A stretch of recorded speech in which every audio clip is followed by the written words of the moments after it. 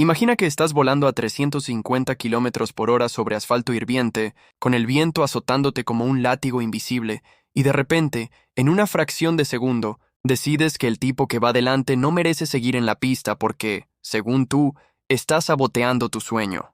Eso no es una película de acción barata.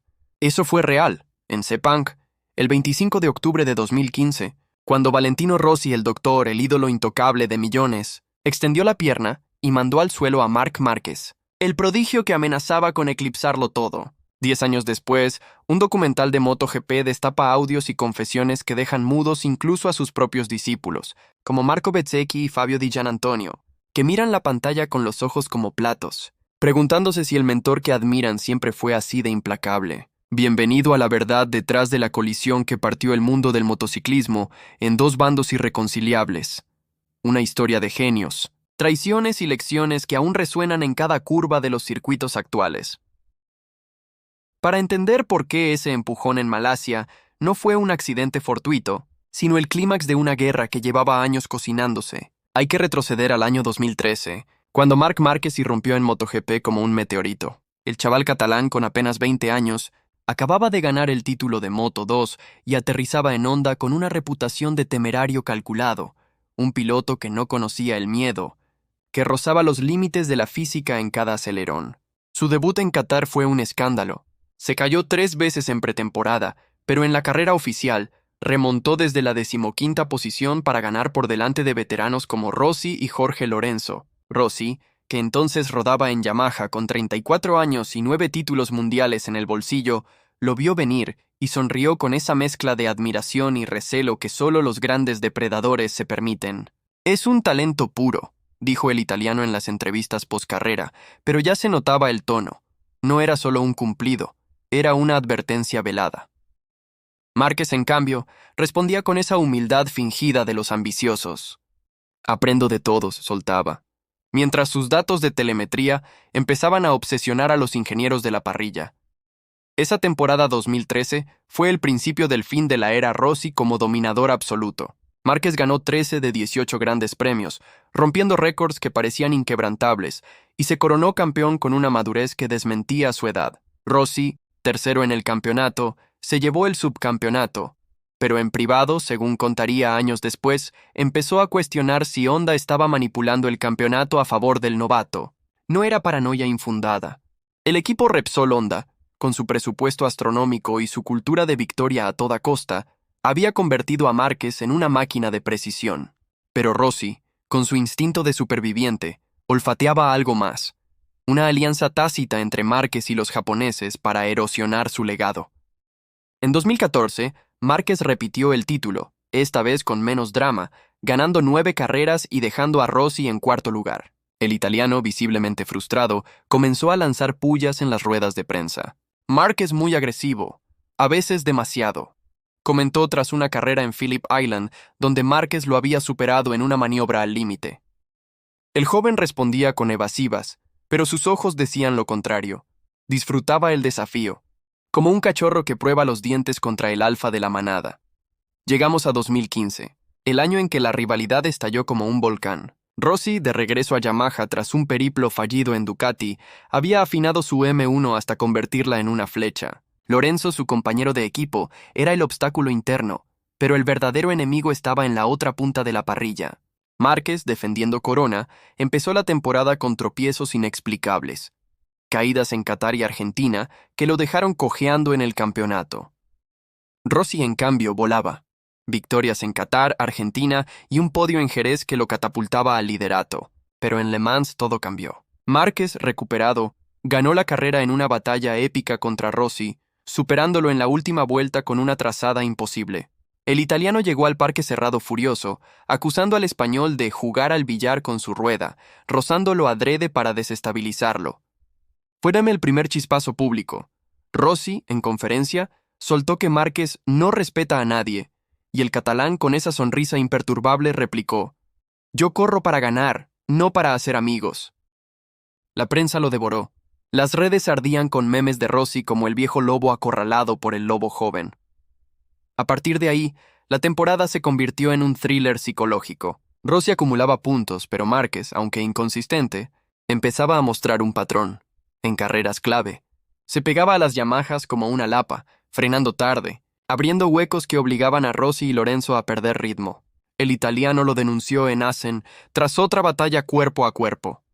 Está ayudando a Jorge para que yo no gane el título. Lorenzo, astuto como siempre, negaba todo, pero sus datos de carrera, victorias en Mugello y Cataluña, sugerían que el desorden en la Yamaha le beneficiaba. Márquez, por su parte, se defendía con datos. Mis tiempos son los mejores, solo defiendo mi posición. Pero Rossi no compraba esa versión. Veía conspiración en cada radio de equipo, en cada mirada entre Márquez y el crew chief de Honda. La tensión escaló en Brno, donde una penalización a Márquez por un toque con Rossi avivó las llamas. El español, cuarto en el campeonato, parecía más un alfil que un contendiente, y Rossi lo pintaba así en cada entrevista. Un peón en el ajedrez de Honda para coronar a Lorenzo. Entramos en la fase decisiva, con el título colgando de un hilo. Misano, Silverstone, Aragón. Rossi ganaba o puntuaba alto, Lorenzo respondía, y Márquez orbitaba alrededor, sumando podios que no importaban pero que irritaban al doctor. En Japón, una semana antes de Sepang, Rossi selló matemáticamente su pole al título, pero la carrera fue un aviso. Márquez lo presionó sin piedad, terminando segundo tras Lorenzo. El italiano, en el podio, evitó el champagne habitual. Su mente ya estaba en Malasia, el circuito donde todo se desmoronaría. Sepang, con su trazado técnico y su calor asfixiante, había sido testigo de glorias pasadas. Rossi ganó allí en 2009, pero en 2015 olía a trampa. La clasificación lo confirmó. Rossi en pole, Lorenzo segundo, Márquez cuarto. El español, en declaraciones previas, insistía en su inocencia. Correré limpio, como siempre. Pero Rossi, en una entrevista con la RAI italiana, soltó la bomba. Si Márquez me ataca, responderé en la pista. No era una amenaza velada, era una promesa. El día de la carrera amaneció con nubes bajas y un paddock cargado de electricidad estática. Los mecánicos de Yamaha ajustaban suspensiones para maximizar el agarre en las curvas rápidas, mientras en Honda, Márquez probaba setups agresivos que lo convertían en un misil guiado. La parrilla se alineó bajo un sol tímido. Rossi en la primera fila, sereno pero con los puños apretados bajo los guantes. El semáforo se apagó y el rugido de los V4 inundó el aire. Salida caótica. Iannone se coló al frente, pero Rossi recuperó terreno rápido, Lorenzo en su estela. Márquez, desde la segunda fila, remontó como un demonio, colocándose tercero en la primera vuelta. Ahí empezó el juego sucio, o al menos eso vio Rossi. El español se pegó a la rueda trasera de la Yamaha número 46, frenando milímetros antes, abriendo la trazada en las rectas para forzar al italiano a perder velocidad. No era un ataque directo. Era un acoso sutil, como un boxeador que pincha sin soltar el gancho. Lap tras lap, la brecha entre el dúo Rossi-Márquez y el resto creció. Lorenzo segundo rodaba solo, conservando gomas para el final. Rossi intentaba zafarse, pero cada intento de adelantamiento era contrarrestado con precisión quirúrgica. En la vuelta 7, en la curva 1, Márquez cerró la puerta por dentro, obligando al doctor a enderezar la moto a 300 km/h. El italiano gesticuló con la cabeza, un gesto de frustración que las cámaras captaron al instante. Está haciendo lo mismo que en Le Mans, pensó Rossi, recordando cómo el joven lo había jodido allí. La telemetría lo confirmaba. Márquez perdía décimas en recta para ganar en curva, un truco que beneficiaba indirectamente a Lorenzo, que rodaba un segundo más rápido en ese momento. El paddock murmuraba. Carmelo Espeleta, el mandamás de Dorna, observaba desde la torre de control con el ceño fruncido. Alrededor de la vuelta 20, con 10 giros por delante, la presión era insoportable. Rossi, líder virtual del campeonato con 23 puntos de ventaja, no podía permitirse un cero. Intentó un ataque en la recta principal, pero Márquez lo bloqueó de nuevo, rozando el manillar. El italiano sintió el calor subirle por el cuello. En su radio, Uccio Salucci, su manager, le susurraba: «Mantén la calma, vale». Pero la calma era un lujo que ya no tenía. En la vuelta 23, en la curva 14, esa chicana rápida que separa a los valientes de los locos, Rossi aceleró el plan. Se lanzó por el exterior, con la rueda delantera casi tocando la de Márquez. El español, anticipándose, abrió la trazada, pero esta vez Rossi no retrocedió. En lugar de eso, extendió la pierna derecha, con la bota como un ariete, y golpeó la manija izquierda de la Honda. Fue un contacto seco, calculado. No lo suficiente para caerse él, pero letal para desequilibrar al de atrás. Márquez perdió la rueda delantera al instante. La moto se levantó en un trompo salvaje y se estrelló contra las barreras en una nube de chispas y humo. El español se levantó aturdido, quitándose el casco con manos temblorosas, y miró hacia la pista donde Rossi seguía rodando, segundo tras Lorenzo. No hubo gritos inmediatos, solo un silencio ensordecedor roto por el motor de la Repsol que se apagaba. Las cámaras lo pillaron todo, el pie de Rossi saliendo, el impacto, la caída. En el box de Yamaha, silencio sepulcral. En Honda, caos controlado. Márquez caminó cojeando hacia su equipo, pero sus ojos, detrás de las lágrimas de rabia, buscaban a Rossi en la pista. El italiano terminó segundo, detrás de Lorenzo, y en el parque cerrado su celebración fue tibia, como si supiera que acababa de cruzar una línea roja. La investigación fue inmediata. Stewards de la FIM, con Espeleta supervisando, revisaron footage, telemetría y testimonios. Rossi defendió su versión. Me defendí. Él me cerró la puerta. Pero los datos no mentían. El contacto fue intencional. El ángulo de la pierna no era accidental. Penalización histórica. Rossi partiría último en Valencia, con 23 puntos de desventaja sobre Lorenzo. El mundo del motociclismo se partió. Fans de Rossi lo vitoreaban como a un guerrero. Los de Márquez lo tildaban de tramposo. En Valencia, bajo una lluvia torrencial, Rossi remontó a cuarto, pero Lorenzo ganó y se llevó el título. Fue el fin de la era Rossi como campeón. Empezó la de Márquez, que sumaría más títulos mientras el doctor se convertía en mentor.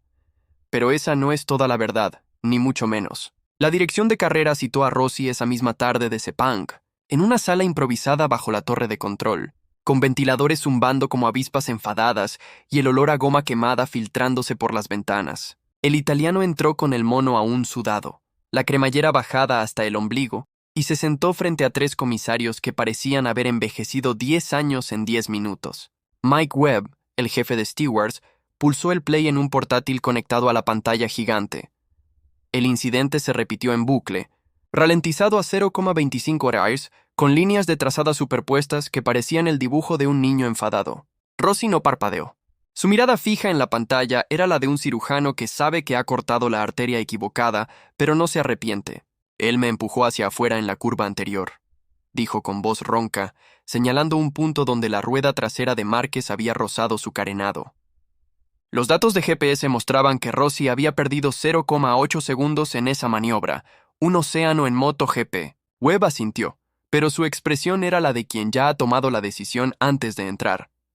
Márquez, por su parte, llegó al box con la rodilla izquierda sangrando bajo el mono rasgado. Los médicos de Clínica Mobile le limpiaron la herida con yodo que olía a hospital de guerra, mientras Santi Hernández, su jefe de equipo, revisaba la telemetría en un iPad. El punto de contacto estaba marcado en rojo, con un pico de fuerza lateral de 1,2 G en la manija izquierda. No fue un toque de carrera, murmuró Hernández, y Márquez, aún jadeando, asintió. En la rueda de prensa poscarrera, el español se presentó con una venda improvisada y los ojos inyectados en sangre. Valentino me ha sacado de la pista a propósito, dijo sin alzar la voz, pero cada palabra pesaba como plomo. Los periodistas, normalmente voraces, se quedaron mudos. Solo se oía el clic de las cámaras. Rossi, en la sala contigua, escuchaba por altavoces y soltó una risa seca que nadie entendió. Si él dice que fue intencional, que lo demuestre, replicó cuando le tocó el turno. Pero la telemetría ya lo había demostrado. La pierna de Rossi se extendió 14 centímetros más allá de la línea natural de defensa, un movimiento que requería una activación consciente del cuádriceps derecho. La sanción cayó como un mazazo. 3 puntos de penalización en el carnet de Rossi, que sumados a los que ya tenía por incidentes menores, lo mandaban a la última posición en Valencia. La prensa italiana estalló. La Gazzetta tituló Tradimento Spagnolo, mientras en España, Marca hablaba de venganza calculada. En el paddock, los mecánicos de Yamaha trabajaban en silencio, cambiando discos de freno como si cada tornillo fuera una disculpa. Uccio Salucci, el escudero de Rossi, intentó colarse en la sala de dirección de carrera para aclarar malentendidos, pero seguridad lo sacó de un brazo. Lorenzo, que había ganado la carrera sin mancharse las manos, se limitó a un «esto es cosa de ellos» en su comparecencia, pero sus ojos brillaban. El título estaba a 23 puntos. y Valencia era su circuito talismán. Esa noche, el circuito de Sepang se vació como un teatro tras la función. Los camiones de los equipos rodaban hacia el aeropuerto, pero en el box 46, Rossi se quedó hasta las 3 de la mañana revisando on-board con Jeremy Burgess, su ex jefe de equipo reconvertido en analista ocasional. «Mira aquí», señalaba el australiano en la pantalla, pausando en el frame donde la bota de Rossi toca la manija. «Si hubieras frenado 2 metros antes, lo habrías pasado limpio». Rossi no respondió. Solo se pasó la mano por la barba incipiente, como quien acaricia una cicatriz vieja. En el box de Honda, Márquez se duchó con agua fría para bajar la inflamación, y luego se sentó en el suelo con un cuaderno, dibujando la curva 14 una y otra vez, trazando líneas de posible escape que nunca existieron. «La próxima vez no me pongo detrás», le dijo a Hernández, y el valenciano asintió, sabiendo que la próxima vez sería en Valencia, con el mundo mirando. Los días entre Sepang y Valencia fueron un circo mediático. Rossi concedió una entrevista exclusiva a Mediaset Italia donde, por primera vez, admitió que quizás exageré, pero él me provocó durante todo el año. El vídeo se viralizó. 12 millones de vistas en 24 horas. Márquez, en cambio, optó por el silencio. Solo un tuit con una foto de su rodilla magullada y la frase «La pista hablará». En Mugello, los tifosi organizaron una concentración con banderas número 46 y pancartas de «Vale non mollare». En Cataluña, los culés respondieron con camisetas de Márquez y el lema «93 no se toca». Dorna, atrapada en el medio, lanzó un comunicado neutro que no calmó a nadie. Los patrocinadores temblaban. Repsol amenazaba con revisar contratos. Monster Energy pedía fair play. Y en el centro de todo, 2 pilotos que ya no se miraban a los ojos. La telemetría completa, filtrada semanas después por un ingeniero anónimo, reveló detalles que la sanción no contempló. En las 5 vueltas previas al incidente, Márquez había ejecutado 17 cambios de trayectoria en recta, todos dentro del reglamento, pero diseñados para forzar a Rossi a abrir gas antes de tiempo, quemando neumático trasero. Rossi, a su vez, había bloqueado la trazada interior en 3 ocasiones, obligando al español a frenar 4 metros más tarde de lo óptimo. Era un duelo de ajedrez a 300 km/h, donde cada movimiento era una declaración de guerra. Los datos de acelerómetro mostraban que, en el momento del contacto, la moto de Márquez ya estaba en ángulo de 48 grados, al límite de la física. El toque de Rossi fue la gota que colmó el vaso, pero el vaso ya estaba agrietado. Los ingenieros de Michelin que suministraban neumáticos confirmaron en privado que ambos pilotos rodaban con el compuesto blando trasero al 78% de desgaste, un dato que explicaba por qué ninguna maniobra era limpia. En Valencia, la última batalla, Rossi arrancó desde la última fila con una Yamaha afinada para remontada, suspensión delantera más dura, mapa de motor agresivo y un depósito lleno solo para 20 vueltas para ahorrar peso. Márquez, desde la pole, llevó una Honda con alerones experimentales que Dorna permitió por seguridad. La carrera fue un western. Rossi remontó 22 posiciones en 10 vueltas, pero cada adelantamiento era una declaración. En la vuelta 15, superó a Pedrosa por fuera en la curva 6, levantando la rueda trasera 20 centímetros. Márquez, líder, lo vio por los retrovisores y aceleró el ritmo, pero su estrategia era clara: ganar y dejar que Lorenzo gestionara la ventaja. El mallorquín, segundo, rodaba como un reloj suizo, conservando gomas mientras Rossi quemaba las suyas en la persecución.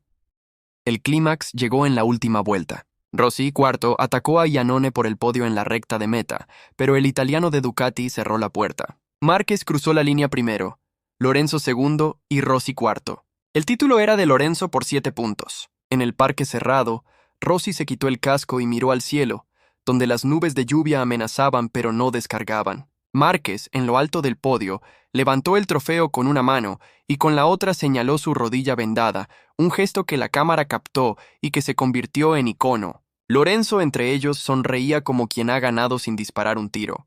Y si ya estás aquí, con el pulso acelerado recordando cada curva de esta guerra, suscríbete ahora, porque lo que viene en el próximo video desmonta mito por mito con documentos que ni Dorna quiere que veas. La sanción, los audios de radio filtrados, las cartas internas de Yamaha, todo sale a la luz.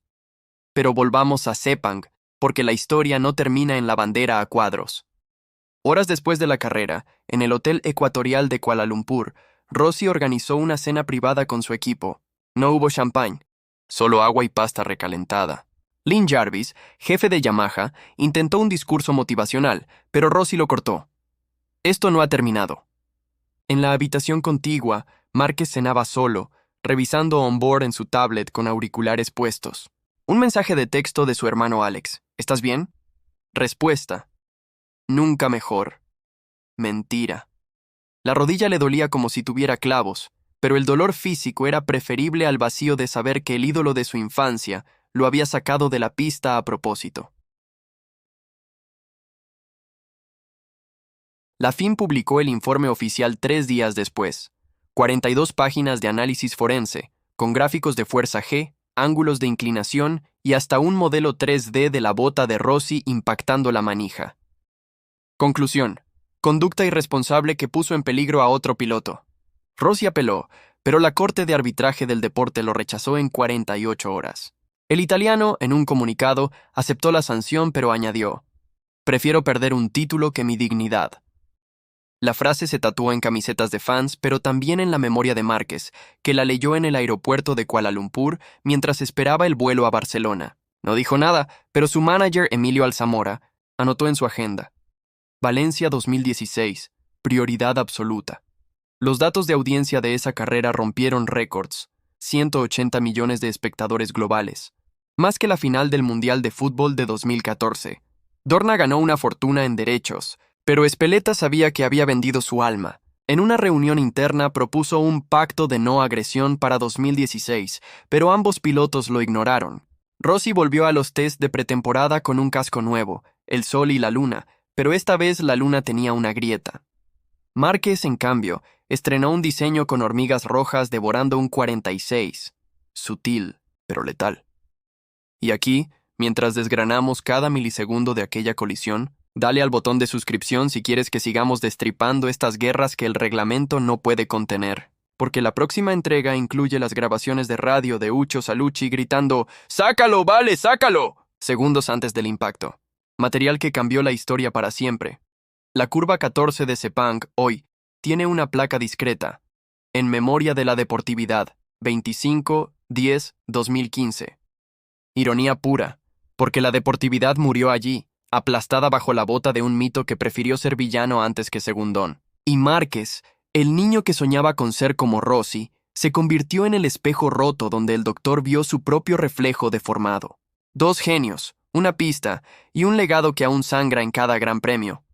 La curva 14 de Sepang, hoy, tiene una placa discreta. En memoria de la deportividad, 25-10-2015.